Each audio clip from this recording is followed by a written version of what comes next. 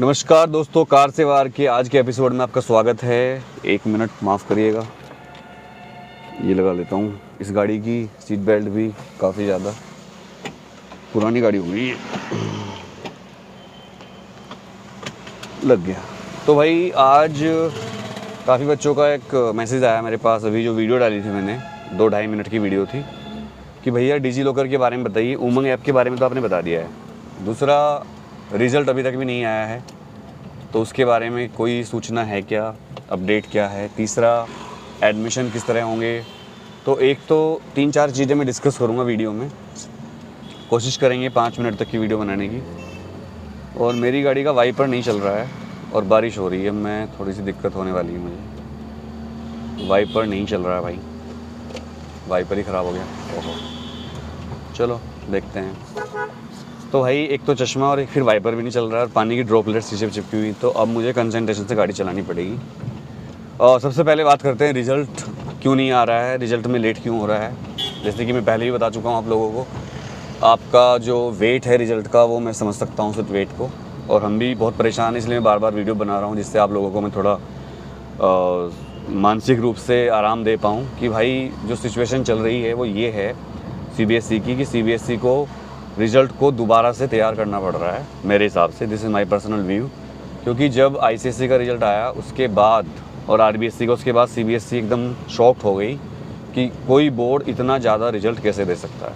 CBSE को लग रहा था कि शायद 91-92% रिज़ल्ट देंगे आईसीएसई वाले, लेकिन आईसीएसई वालों ने करीब करीब 100% रिज़ल्ट दे दिया, 99.9। और साउथ में तो पूरा 100% रिज़ल्ट है आईसीएसई का। उसके बाद आया आरबीएसई ने तो आईसीएसई को पीछे हटा दिया। उन्होंने 95% बच्चों के फर्स्ट डिवीज़न कर दी। मतलब हद हो गई इस बार मेरी लाइफ में, मेरे एक्सपीरियंस में, और शायद आपके मम्मी पापा के एक्सपीरियंस में भी। पूछना अपने पेरेंट्स से, कभी ऐसा रिज़ल्ट नहीं आया होगा, इतना बम्पर रिज़ल्ट। भाई बोर्ड का इतना खौफ होता था कि बोर्ड में बच्चा पास होना ही अपने आप को बहुत धन्य समझता था, स्टेट बोर्ड्स में। तो सीबीएसई भले ही थोड़ा सा मॉडरेट बोर्ड रहा शुरू से, मॉडरेशन लगाता रहा है। 2017 में सीबीएसई के मॉडरेशन के ख़िलाफ़ कोर्ट चले गए थे लोग कि मॉडरेशन गलत है। 2017 में सीबीएसई ने कहा था कि अब हम मॉडरेशन नहीं लगाएंगे, लेकिन उसके बाद भी ऐसा माना गया कि सीबीएसई गुप्त रूप से हिडन मॉडरेशन पॉलिसी लगाती रही है। बिकॉज मेरा ऐसा मानना है, और आपको भी बात मैं बता दूं अच्छी तरह से, ये बात आप बहुत कान खोल कर अपने दिमाग में फिट कर लो। कभी भी किसी भी बोर्ड का रिजल्ट मेरे हिसाब से भी और बहुत बड़े एक्सपर्ट के हिसाब से भी 60, 65, 70% से ज़्यादा आ नहीं सकता। अगर ईमानदारी से कॉपी चेक की जाए तो और बोर्ड रिजल्ट बनाए जाएँ तो 60-70% रिजल्ट आएगा। इवन यूपी बोर्ड का रिजल्ट तो मेरे टाइम पर 19% आया था। सोचिए आप, 19%। मतलब 100 बच्चे थे अगर पूरे बोर्ड में, तो केवल 19 बच्चे पास हुए थे।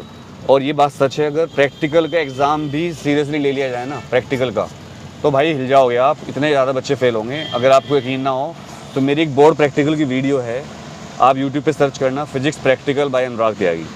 उस वीडियो को देखना, उसके 5 लाख से ज़्यादा व्यू हो चुके हैं।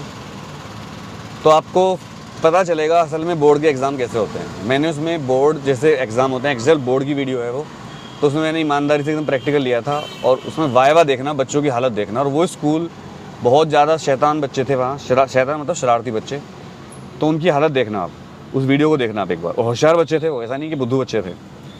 एनीवे, अब जब सारे बोर्ड ने ठान लिया है कि वो रिज़ल्ट भर भर के देंगे, तो सीबीएसई ने भी शायद ये ठान लिया है कि हम भी रिज़ल्ट अब भर भर के देंगे।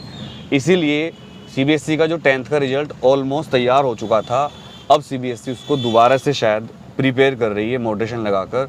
और सीबीएसई का प्लान है कि हम भाई अब रिज़ल्ट को दोबारा से रेडी करेंगे। क्योंकि अगर देखिए, साफ सी बात है, मुझे आज पता चला, एक पूजा शर्मा मैम हैं जो भास्कर न्यूज़पेपर है वहाँ की, वो हैं पत्रकार, उन्होंने लिखा आज अपने ट्विटर पर कि उसमें जयपुर में यानी कि राजस्थान में मारामारी चल रही है एडमिशन के लिए। मतलब एडमिशन होने की इतनी दिक्कत आ रही है क्योंकि फर्स्ट डिविजनर को भी एडमिशन नहीं मिल पाएगा सारी सीट्स पे, इतनी सीट कम है।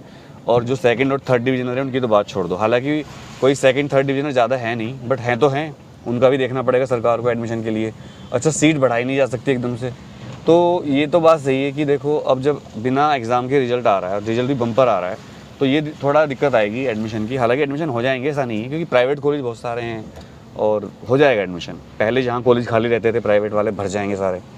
पहले प्राइवेट कॉलेज ये मतलब रोते रहते थे कि हमारे यहाँ सीट खाली पड़ी है। गाज़ियाबाद में अगर मैं देखूँ और NCR में, नोएडा, गाज़ियाबाद जहाँ मैं रहता हूँ, मेरे ही सामने पिछले 8 साल में 10 साल में कई सारे जो इंजीनियरिंग कॉलेज खुले थे वो बंद हो गए अब, या वो बंद होने की कगार पे आ चुके हैं। और इसका रीज़न ये है कि भाई उनके पास एडमिशन नहीं हो रहे थे, और जब एडमिशन नहीं हो रहे थे तो कॉलेज खोल के भी क्या करेंगे, कॉलेज का बहुत बड़ा खर्चा होता है। ईयर 2000 के आसपास, सन 2000 के आसपास और 98 के बाद इंजीनियरिंग कॉलेज खोलने का एक फैशन से चल गया था। जिसको भी देखो इंजीनियरिंग कॉलेज खोल रहा था वो, और इंजीनियरिंग कॉलेज खोलने में बहुत ज़्यादा इन्वेस्टमेंट कर रहे थे बड़े बड़े इंडस्ट्रियलिस्ट, जिनकी फैक्ट्री थी वो फैक्ट्री बंद करके इंजीनियरिंग कॉलेज खोल रहे थे। लेकिन अब ऐसा नहीं है, अब चीज़ें बदल गई हैं। अब इंजीनियरिंग कॉलेज खोलना थोड़ा मुश्किल हो गया है क्योंकि एडमिशन नहीं मिल रहे थे, पर इस साल इंजीनियरिंग कॉलेज भर जाएंगे। तो अब आपका रिज़ल्ट कब आएगा ये बात कर लेते हैं। 10th का रिज़ल्ट हो सकता है आज शाम तक आ जाए, मैं लगातार अपडेट देता रहूँगा आपको।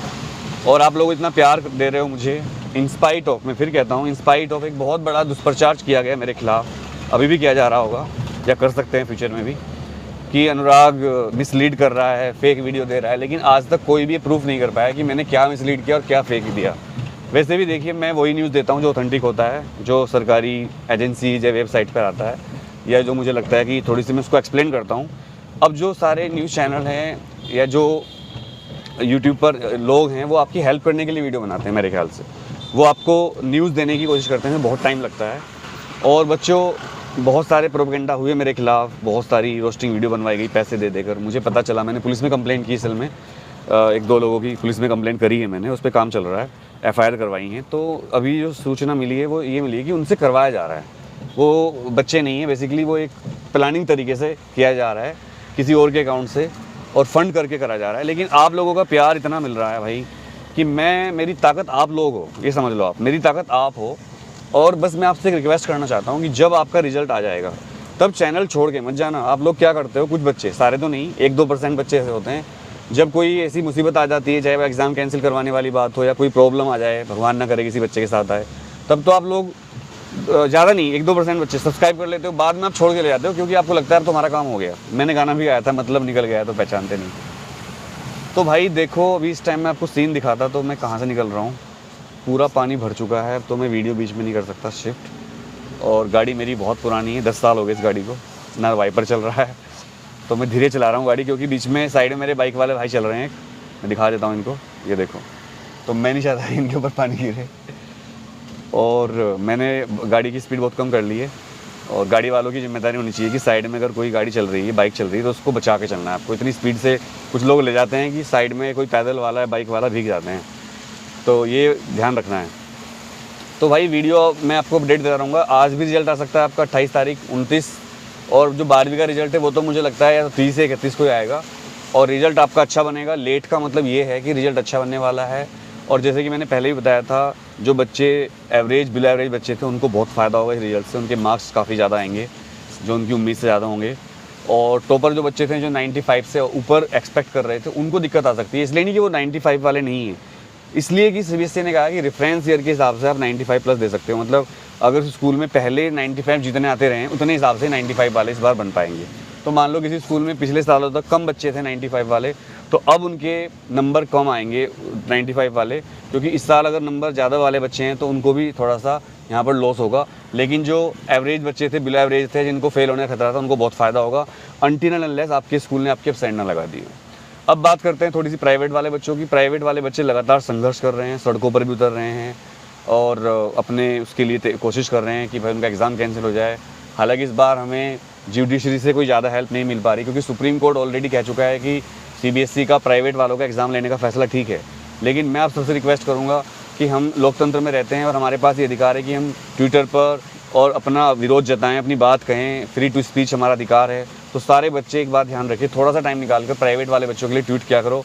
अगर आप ये भी नहीं कर सकते तो आप मुझे फॉलो करके मेरे ट्वीट्स को रीट्वीट कर दिया करो, इतना तो आप कर ही सकते हो। तो दोस्तों, आपका प्यार मिल रहा है आपके रिजल्ट के लिए, मेरी तरफ से ऑल द बेस्ट, और भगवान करे सबका रिजल्ट अच्छा आए। जो भी इस वीडियो को लाइक कर रहा है उसके लिए मेरा आशीर्वाद, जो नहीं कर रहा है उसके लिए आशीर्वाद। Thank you very much. और चाहे चैनल को सब्सक्राइब मत करना, लेकिन भाई सबके लिए प्रार्थना करना कि उनका रिजल्ट अच्छा है, और प्राइवेट वाले बच्चों के लिए ट्वीट कर देना। Thank you very much, love you all.